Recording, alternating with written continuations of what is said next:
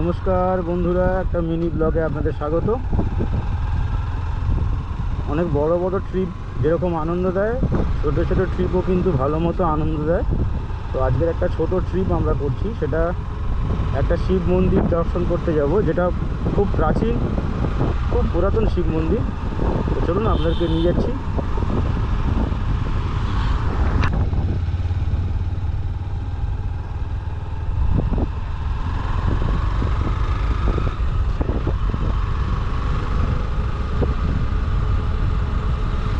থেকে আমরা যাত্রা শুরু করেছি। যেটা যাব সেটা হচ্ছে মগরাহাট ব্লকের মধ্যে পড়ছে এবং এটা হচ্ছে মগরাহাট থেকে কুস্তি যাওয়ার যে রাস্তাটা, এই রাস্তা দিয়ে যেতে হবে। জায়গাটা একদম আনটাচ, মানে এই জায়গাটাতে অনেকেই আসেনি, অনেকে কি কেউই জানে না এই জায়গাটা। আমিও এটা রিসেন্টলি আবিষ্কার করেছি জায়গাটা। এখানে বেশ কিছু আত্মীয়তার সূত্রে এসেছি, বারবার এসেছি, সবসময় মনে করেছি ভিডিও করব কিন্তু করা হয়ে ওঠে না।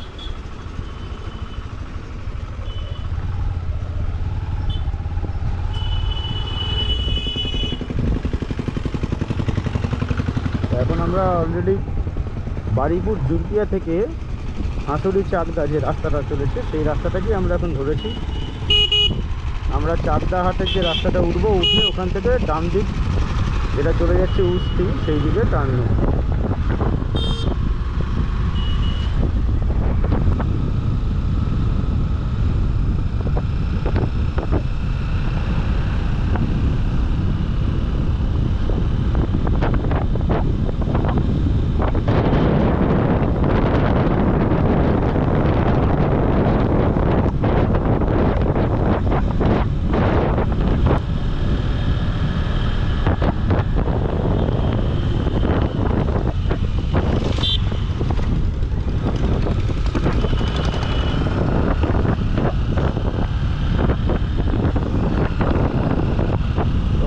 আমরা যে মগরাহাট উস্তি যে রোডটা, এই যে হাঁসুরি চাকদা, এই তিন মাথার মোড়ে উঠছি। বাঁদিকে গেলে হাঁসুরি চাকদা পোল, আর আমরা এখন বাঁদিকে না গিয়ে ডান দিকটা নিচ্ছি।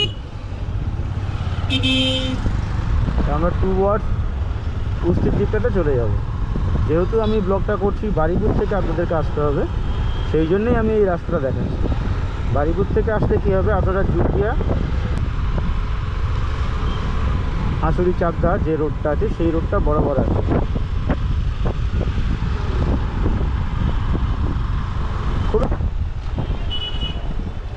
এটা হচ্ছে পদ্মপুকুরের মোড়। ভাববেন না এটা বারুইপুর পদ্মপুকুর, এটা হচ্ছে হাঁসুরি বা মগরাহাটের পদ্মপুকুর। দেখো ছাত্রী বাইকার,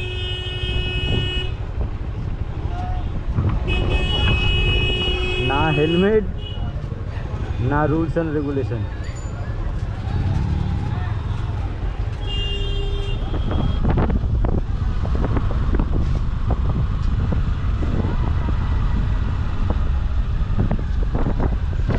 এটা হচ্ছে রঙ্গিলাবাদ গ্রাম পঞ্চায়েত। খেয়াল রাখবেন, এই রঙ্গিলাবাদ গ্রাম পঞ্চায়েতটা কিন্তু অবশ্যই ক্রস করতে হবে আপনাকে। দেখুন পঞ্চায়েত, এই মোড়টাকে বলা হয় গড়খালির মোড়।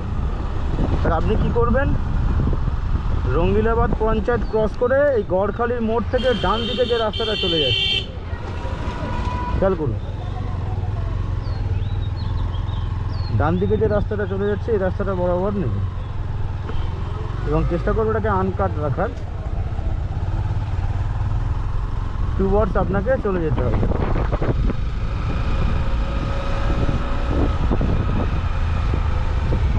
তোমার হচ্ছে কি যে বড় পুরাতন শিব মন্দির আছে, ওদের পুকুর টুকুর আছে, ঘাটপাট আছে, কেউ থাকে না। হ্যাঁ, জায়গাটার নাম কি? ইয়ারপুরে, তাই তো? প্রায় 4 কিলোমিটার ম্যাক্সিমাম, 2.5-3 কিলোমিটার। আচ্ছা, ওটা ইয়ারপুর বলে, তার মানে ওটা ওই সাইড দিয়েও ঢোকা যায়। তাহলে বেরোবো ওই দিক দিয়ে। ঠিক আছে, থ্যাংক ইউ। তো গড়খালির মোড়টা যেহেতু সবচেয়ে সুবিধা তাই দেখালাম, ঠিকই বলেছিলাম। যে মোড় থেকে প্রায় 3 কিলোমিটার, তা লোকাল লোকজন বললো 2.5 কিলোমিটার বাকি আছে আর। তো চলুন।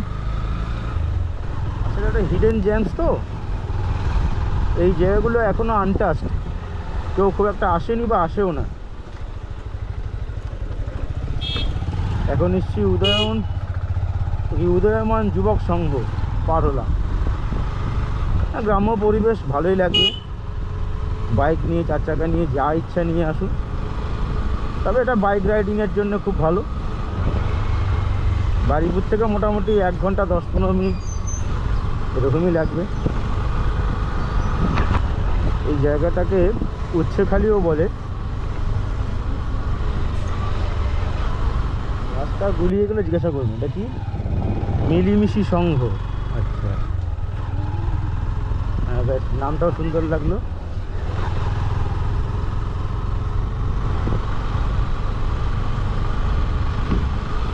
এসে গেছি প্রায়, আর একটুখানি বাকি আছে।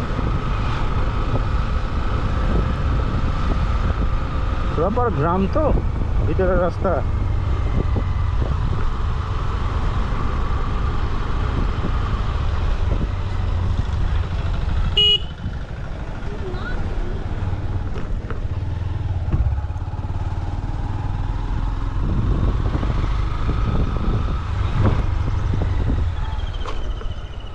শিবপুর অবৈতনিক প্রাথমিক বিদ্যালয়, এটা মাথায় রাখবেন।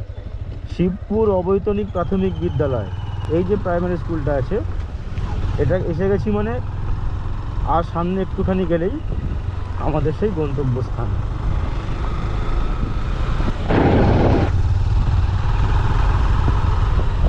এই সংঘটা হচ্ছে দস্তুরা সমাজসেবক সংঘ।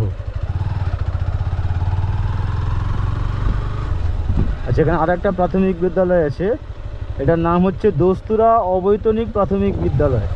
এগুলো ল্যান্ডমার্ক, এগুলো হলে আপনাদের আসতে সুবিধা হবে। সৌরভ একটু কনজেস্টেড রাস্তা, সেক্ষেত্রে একটু সাবধানে ড্রাইভ করতে হবে। এবারে চলে এলাম আমরা ইয়ারপুর হিন্দু মিলন মন্দির।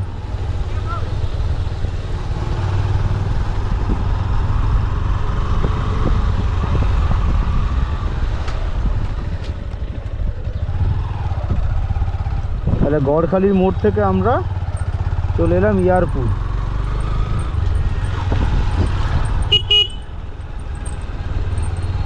আমাদের আশেপাশে আনাচে কানাচে অনেক জিনিস লুকিয়ে আছে, যেগুলো আমরা চোখ তুলে সেভাবে দেখে নিই। তবে শুরু করুন দেখা, খুব ভালো লাগবে। এই এসে গেছি আমরা। এবার দেখুন, ওই হিন্দু মিলন মন্দির টপকেই এই ডান দিক দিয়ে আপনাকে ঢুকতে হবে। 4 চাকা আনলে এখানে রেখে যেতে হবে, কারণ 4 চাকা ভিতরে যাবে না। যেহেতু বাইক নিয়ে এসেছি আজকে, সেক্ষেত্রে আমরা এই রাস্তাটা ঢুকছি ভিতরে। এই জায়গাটা ইয়ারপুরই বলে।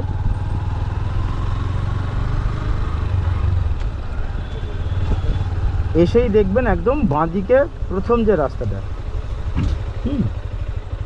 চেষ্টা করবো বাইক নিয়ে যাওয়ার, তবে বাইক আশা করছি যাবে, দেখা যাক। এইখানে একটা স্কুল আছে, স্কুলটাকে লোকেশন করেও আপনি আসতে পারেন। স্কুলের নামটা আপনাদেরকে দেখিয়ে দিচ্ছি।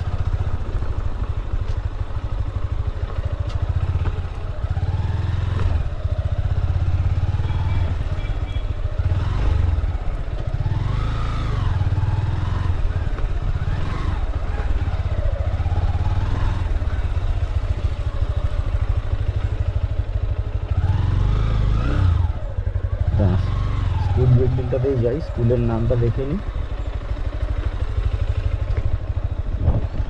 আচ্ছা, এটা মাসিরহাট এফপি স্কুল, মাসিরহাট অবৈতনিক প্রাথমিক বিদ্যালয়।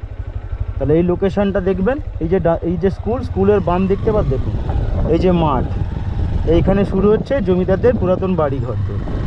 হ্যাঁ, এই যে বট গাছ, একদম খুব সুন্দর জায়গা, মানে পিকনিক বলুন, শুটিং বলুন, হ্যাঁ একদম অসাধারণ জায়গা। এই হচ্ছে মাসিরহাট এফপি স্কুলের একদম পাশ দিয়ে গেলে এদের এই মন্দির। হিডেন জেমস দেখুন, আমরা শীতকালেও এসেছি, তখন প্রচুর ফুল টুল ফুটেছিল।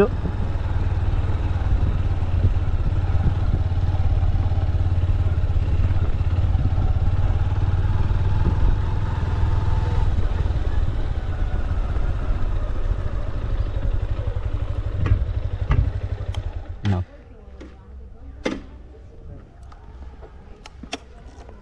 তো বন্ধু অনেকবার এসেছি এখানে, বাট ইচ্ছে ছিল একটা ব্লগ বানানোর, আপনাদেরকে দেখানোর।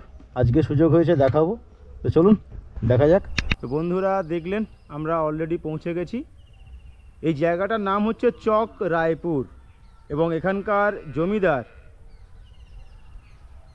যোগীন্দ্র বাবু, উনি হচ্ছে এই মন্দির প্রতিষ্ঠা করেন। প্রায় এটা 100 বছরের ওপরে মন্দির। এবং দেখুন আশেপাশে কত ফাঁকা জায়গা পড়ে আছে। বর্তমানে এনাদের বংশধররা কেউ আর এখানে থাকেন না, এই আশেপাশে গ্রামের লোকজনই এটা দেখাশোনা করেন, আর ওনাদের বংশধররা মাঝে মাঝে এখানে আসেন।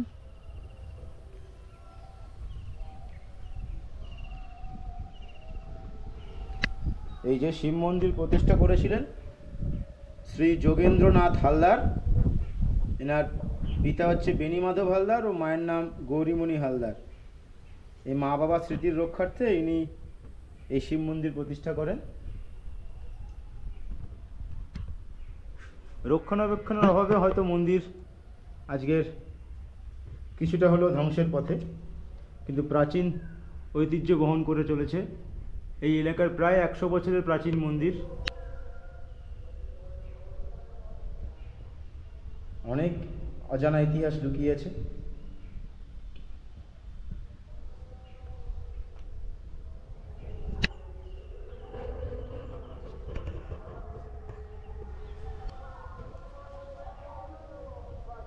এই জায়গাটার নাম বলেছি আপনাদের চক রায়পুর।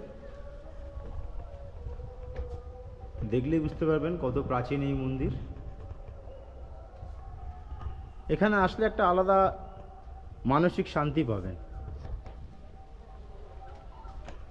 এবং এই জমিদারদের একটা বাড়ি এখনও প্রায় কিছুটা হলেও টিকে রয়েছে, কিন্তু সেটাও প্রায় ধ্বংসপ্রায়। পরিবারের কেউ আর থাকেন না এখানে। আশেপাশে কয়েকজন আছেন বংশধর, বেশিরভাগ বংশধরই চলে গেছেন কলকাতায়।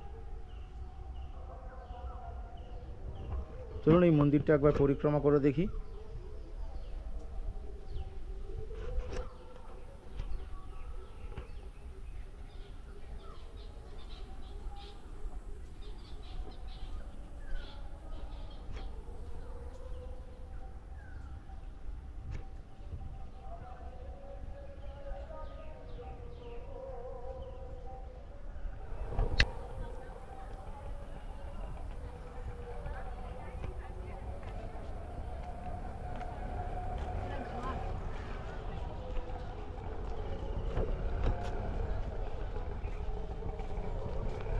সংস্কারের অভাবে সব ধ্বংস হয়ে যাচ্ছে।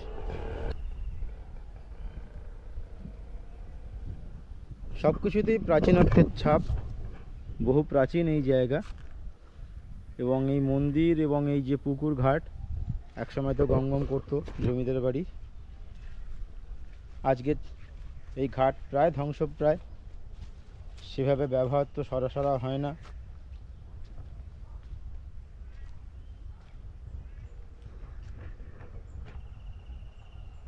নির্জনতা আপনাকে মানসিকভাবে শান্তি দেবে। পারলে অন্তত একবার ঘুরে যান।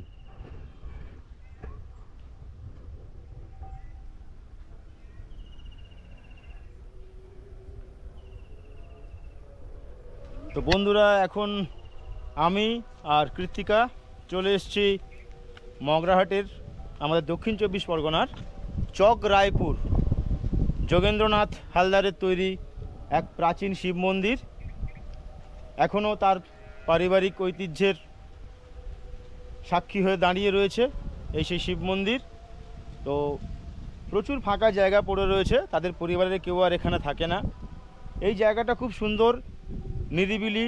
যারা নির্জনতা পছন্দ করেন সকালে কিংবা বিকেলে একটা টাইম এখানে ঘুরে যেতেই পারেন। এটা বেসিক্যালি হচ্ছে আপনাকে আসতে হবে বারুইপুর থেকে, যেহেতু আমি আসছি, আমি বারুইপুর থেকে কীভাবে আসতে হবে আপনাদেরকে রোড ইনস্ট্রাকশান দিয়েছি। জায়গাটার নাম হচ্ছে চক রায়পুর, হিডেন জেমস। অনেকেই জানে না, কখনও কেউ আসেনি। আমরা মাঝে মাঝেই এখানে আসি, ইচ্ছে ছিল ভিডিও করার। তো আজকের আমি আর কৃত্তিকা একটা মিনি ব্লগ করলাম, আপনাদের দেখালাম। এখানে এসে চুপচাপ বসে থাকবেন, অসাধারণ লাগবে। চারিদিকে যেহেতু নির্জনতা, ফাঁকা, খুব ভালোই লাগবে আপনাদের আশা করছি।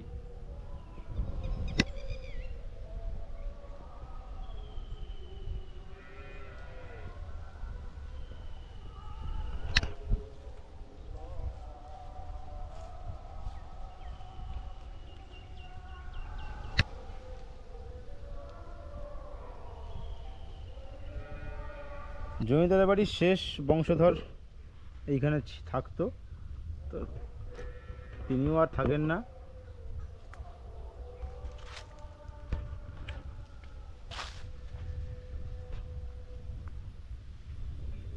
তো আমি এখানে একজন লোকাল কাউকে পেয়েছি। কাকু আপনার নাম কি?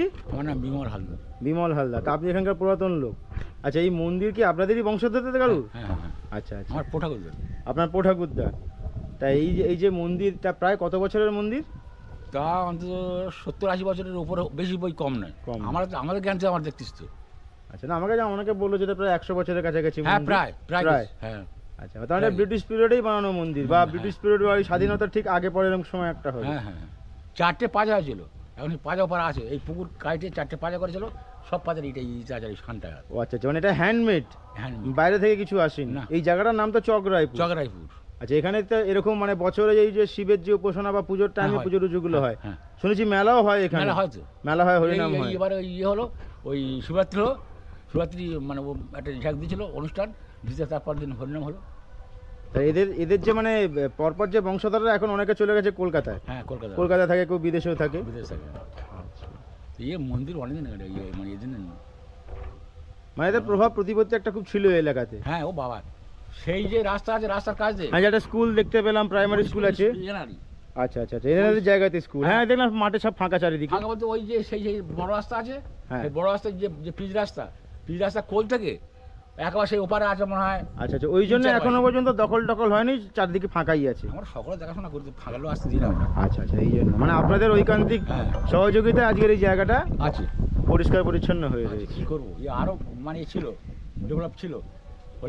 সকলে এখন অন্যরকম মত হয়ে গেছে তো, সেটাই সংরক্ষণ করতে প্রচুর খরচ তো হয়, প্রচুর খরচা। এই যে যাক, ভালো লাগলো আপনার সঙ্গে কথা বলে। মানে ওরা এখান দিয়ে অনেক কিছু প্ল্যানিং করছে। সত্যি মন্দিরটা অনেক পুরাতন হয়ে গেছে, এখনো এটাকে মানে প্রচুর রেনোভেশনের প্রয়োজন আছে। এটা আমাদের এই যে খোলা যাচ্ছে সব ভেঙে ফেলে দেওয়া হবে, যে এবারে ঢালাই আসার দরকার, ঢালাই চারদিকে। আচ্ছা আচ্ছা, বাহ, এই প্ল্যান করা হচ্ছে, সংস্কার হোক। এই জায়গাটার নির্জনতা খুবই ভালো লাগে। আর যারা হরিনাম করতে আসে প্রত্যেকে বলছে যে আমাদের এরকম জায়গা, আমাদের সত্যি এই জায়গাটা বারবার আমাকে টেনে আনে। আমি এই নিয়ে প্রায় 3-4 বার এলাম। এই যে আমাদের যে হরিভাষণ যেটা হয়, কিছু বংশধর, এটাও জমিদার বাড়ি কিন্তু, বুঝতে পারছো? আচ্ছা, এবারে কোন দিকে যাবো?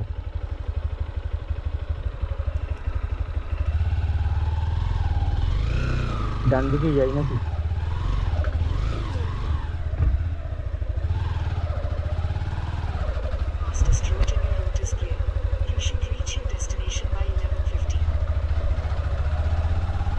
তো বন্ধুরা, আমরা যেহেতু বাইকে ছিলাম, একটা নতুন রাস্তা দিয়ে যাওয়ার প্ল্যান করলাম, একদম গ্রাম্য পাড়ার ভিতরে রাস্তা, প্রায় 6 ফুট চওড়া। মানে প্রত্যেকের বাড়ির উঠোন দিয়ে যাচ্ছি বলে মনে হচ্ছে আমাদের, ভালো লাগছে। আর আপনারা যে রাস্তা এসছেন সেই রাস্তাতেও ফিরে যেতে পারেন। কাকু, এই বাঁদিকে কালীতলা বাঁদিকে? আচ্ছা,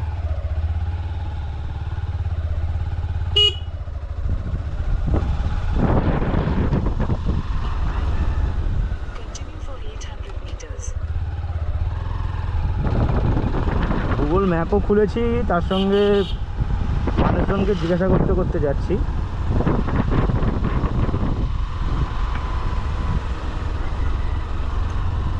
এটা ইয়ারপুর গ্রাম পঞ্চায়েত তুললাম।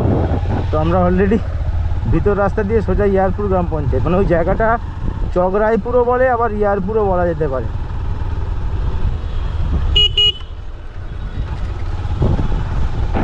এটা চকরাইপুর সুস্বাস্থ্য কেন্দ্র।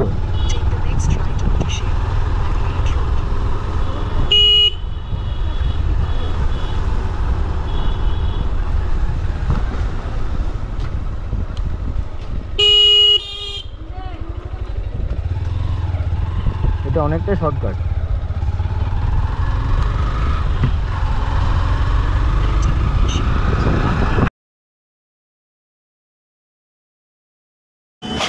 তো বন্ধুরা আজকের ভিডিও এই পর্যন্ত, দেখা হচ্ছে নেক্সট ভিডিওতে।